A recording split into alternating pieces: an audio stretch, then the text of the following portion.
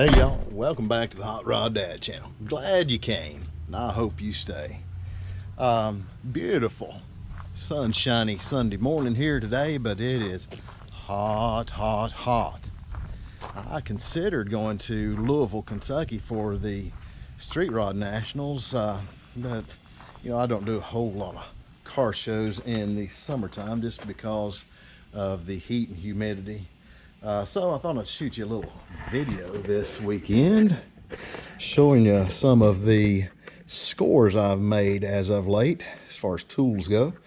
Got all this stuff right here from an estate sale recently.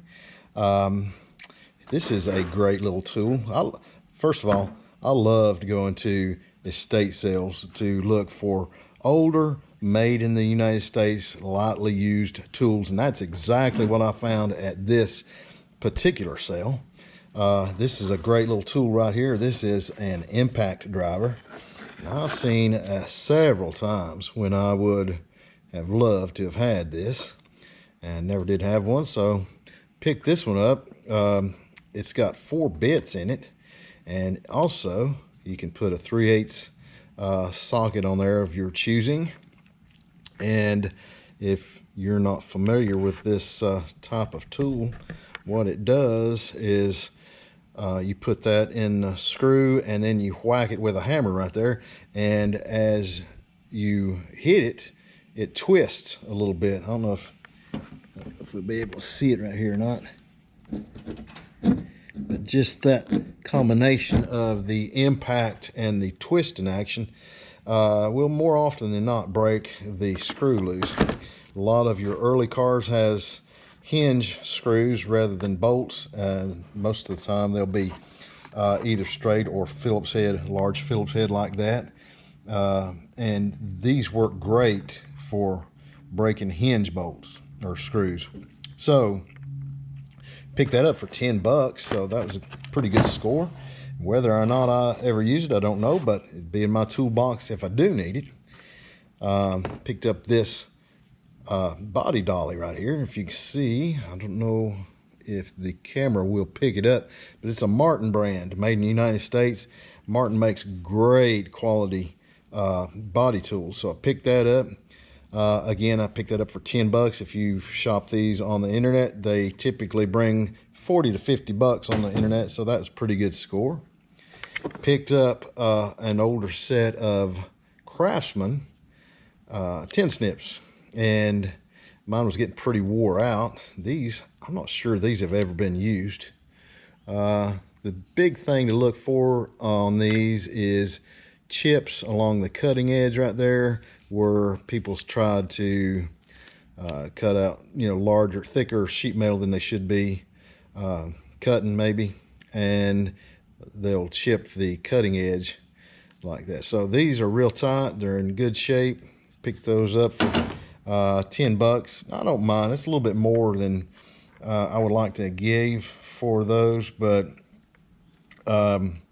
it's cheaper than the big box stores, and it's good made in the United States tool. All this stuff should last a good long time, and I like to get older stuff because it seems like it's better quality. Picked that little gauge up. This is sheet metal gauge. Anybody familiar with old cars and the restoration is familiar with the Eastwood company. So that's a handy little gauge I picked up for just a couple of bucks to gauge the thickness of sheet metal. Here is a tap and die set, again made in the United States right there. I had to pay up for this a little bit. I'm not sure this set has even ever cut a thread. So all of them are in just like brand new condition. So it's got metric and standard in there, so it should have me covered on tap and dies for a pretty good while. I gave 60 bucks for that, and again, that's a little bit more than I would have liked to give, but whole lot cheaper than Lowe's, Home Depot, and that type of big box store, typical made in China tools that you get there. So here are some tools I picked up. Not recently, but just a good example of things that I kind of keep an eye out for. This is a great, this body spoon. This would be like a fender or body spoon. It's made by Pexto, again, United States. Good heavy quality on that. I love to look for clamps, vice grips.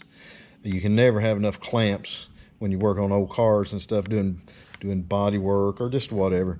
A lot of times I'll pick these up where the spring's broken up, but if they're good and tight, I'll pick them up for just a few bucks. Those springs are available on Amazon. So last time I ordered those, I picked up a 10-pack. You can see that one's had the spring replaced in it. Again, another body working tool right here. I'm not sure of the brand on this one, but it's a good weighted hammer. Feels real good in your hand. It's got some good weight to it. Looks like it's got a good hardwood handle, maybe hickory there. It's got a little character to it. Looks like maybe some old timer has got his torch too close to it there when he was maybe letting in an old car or something. And so this one's, I think, has been around a pretty good long time. I would say that was probably back in the 50s, but real good quality. Looks like there might be some writing on there, but I never have been able to make it out. But this has been my go-to body hammer for years, and picked that up for just, I don't know, it was like $6 or $7 at a flea market one time. Over here, I've got these on loan from a friend. I was looking at potentially using them on the BLT, but they're so cool, I thought I'd just go ahead and show them to you. These are Model T lights over here. All the Model T headlights that I've seen in the past either had one or two bases on them. They've had this foot, mounting foot on them, or they have just a threaded stem on them. But the unusual thing about these is the headlight lens. That is really funky. These are made by the Macbeth Glass Company. And so these dated all the way back to the Model T era, and these were an accessory thing that you could add to your Model T to customize it. So those are pretty cool. Already been sandblasted and primered. And from the same friend right here, I've got these borrowed. I was looking at actually using these for headlights, but I think they are cowl lights. So these would mount between the windshield and the hood on your cowl. And they're made, it looks like, to mount on a piece of flat bar. And they've got a little square bolt right there, set screw, where you can set the height of them. It looks like they're made where you can slide them up and down. A really cool detail about these is that it's got this little pin. You can pull that pin out on either side, hinge it from either side to get in there to replace the bulb. These are made by the Saxon company. You can see right there in Toledo.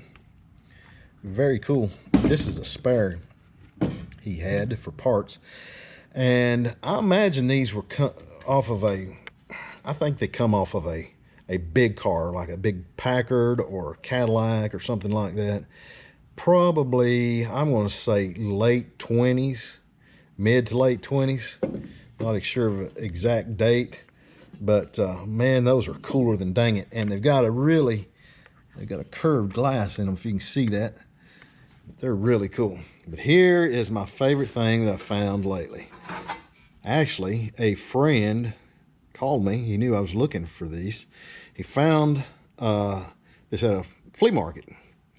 And I've been looking for this plate for about 10 years. Not this particular plate, but a 1950 state-shaped plate, County 58. That was real important to me because this is be going on Old Smoky. And one of these days I'll give you a walk around of Old Smoky and tell you a little bit of its heritage. But for now, I'll just tell you that it's been in Cumberland County. So that's the County 58, been in Cumberland County since 1950 when it's bought new. So I thought it fitting that it have a 1950 license plate from Cumberland County. And this is a P1, which means it's a pickup. And if I'm not mistaken, that would be a half-ton pickup. Little bit rough as far as condition. You can see it's pretty wavy. It's got a couple of pretty substantial creases in it. One right there, one right over here. Wouldn't be too hard to straighten out. Got a pretty good bend in it right there where it's rolled over. But the good thing about it is it's really solid. It doesn't have any rust holes in it. It's got a little bit of pitting out down here at the bottom where it's getting a little thin. But, you know, there's a lot of good metal to work with right there. So I think you could really do a lot with it. So y'all let me know in the comments what you think I ought to do with it. Should I restore it and paint it up nice? Should I just straighten the dents out of it and kind of straighten it up and keep the patina? Or should I just bolt it on there and run it as is? Let me know what you think I ought to do with it. And, you know, tell me about kind of things that you found here recently in your picking adventures. I want to show you one more thing. And this don't have anything to do with old cars or trucks or anything, but it is cooler than dang it. This is an old bush axe. It looks like it's made by, I don't know, True Temper Kelly Works right there. But this blade has been placed on this handle. This handle's been replaced, I guess you could say. But this loop has been added. Looks like some farmer or some old timer has welded that loop on there. And this strap has been drilled and strapped on there. I imagine they was having a problem with the handle coming out of it. So this got this strap on there, and it's just drilled and bolted on there. So I just really thought this was cool.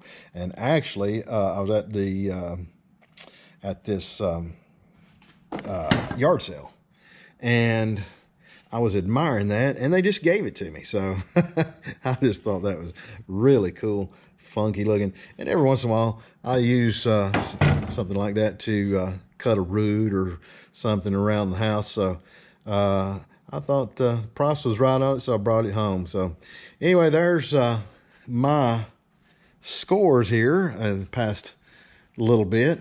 Next week, I'll give you an update on the BLT and maybe the Simplex rat box. So until next time, y'all get out there and build something. That's right. Y'all get out there and build something.